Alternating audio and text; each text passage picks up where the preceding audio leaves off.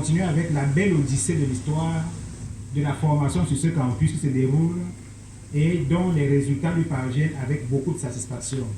Il y a encore 2 à 3 semaines, sur le campus de l'IFTIC Sud, on célébrait encore la féconde histoire entre les sectes de Douala et puis IFTIC Sud.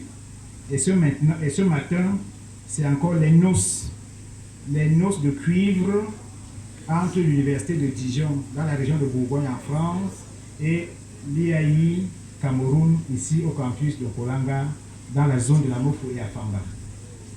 Alors, il m'a donc chargé de l'encourager, de le féliciter, de le remercier pour que davantage les résultats d'aujourd'hui préparent déjà ceux de demain, mais en même temps, la dimension continentale de l'IAI doit davantage se refléter à travers les beaux fleurons que nous avons ici ce matin, dont M. Wabou m'a dit qu'ils sont 52 diplômés au niveau maîtrise et au niveau master.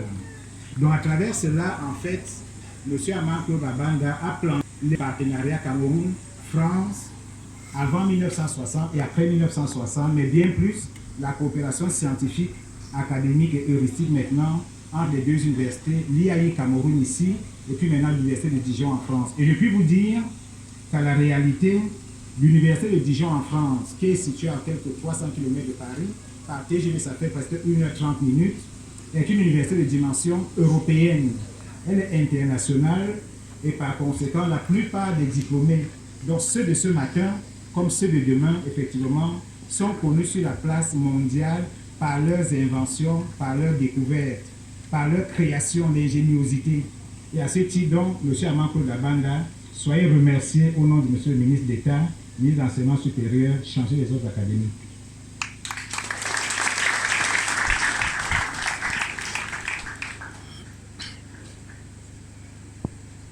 À l'endroit de la coopération entre les 2 établissements, entre les 2 universités, entre les laboratoires des 2 pays, il m'a été notamment chargé de... il m'a été donné d'observer ce matin que la formation que nous célébrons aujourd'hui, dont nous célébrons les produits ce matin, semble coûter relativement cher parce qu'en fait le coût est de 1 850 000 francs.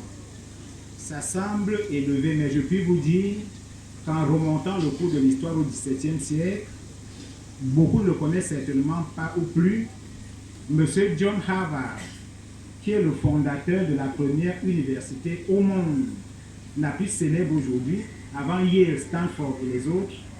John Harvard laissait entendre en 1634 que pour ceux qui disent que l'éducation coûte cher, je leur donne l'occasion d'aller essayer ce que produira l'ignorance.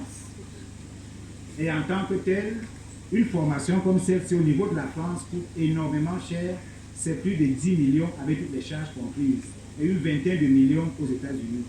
Mais la délocalisation permet que le jeune Camerounais puisse approprier notamment les ferments de la formation d'aujourd'hui et de demain, car comme le dit le ministre d'État, nous sommes rentrés aujourd'hui à pieds joints dans l'université du 3e millénaire. Seuls ceux qui vont maîtriser l'outil informatique et les réseaux sociaux vont transformer l'Afrique et la mettre notamment au niveau mondial en ce qui concerne notamment de la réduction de la fracture et de la fracture entre le Nord et le Sud.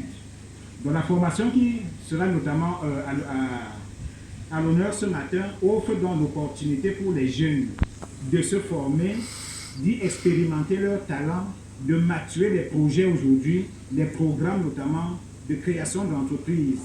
Car vous le savez d'ailleurs, c'est un credo que porte M. le ministre d'État de plus en plus. Tout récemment encore, c'était à l'Assemblée nationale et au Sénat, à savoir que le jeune qu'on forme aujourd'hui ne doit plus être formé dans un esprit de fonctionnaire où on attend un salaire après 30 jours.